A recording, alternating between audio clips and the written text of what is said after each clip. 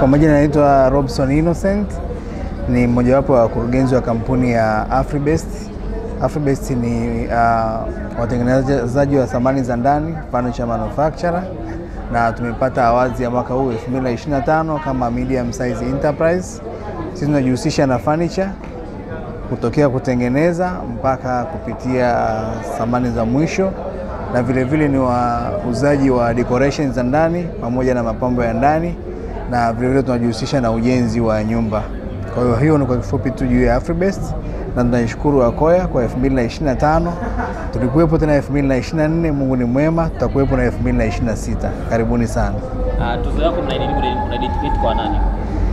Tuzo yangu na-dedicate kwa wateja wetu wa Afribest kwenye brand yetu ya Afrideco. Wateja wote wa Afrideco tunawapa hii tuzo ya 2025, na mambo mazuri yanakuja kuanzia mwaka huu na kuendelea.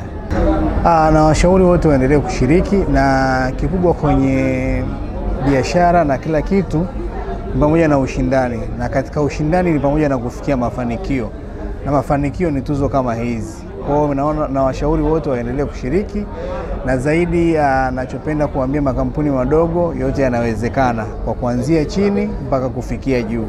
Na sisi tulianza hivyo hivyo. Afrideco sasa hivi inajulikana zaidi ya ulimwengu mzima.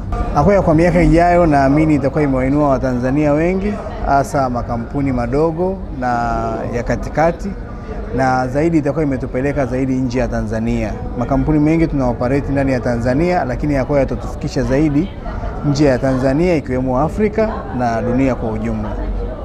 Shukrani sana kwa muda wako, na natumaini mwakani mkishiriki mtaweza kushinda tena hivi. Asante sana.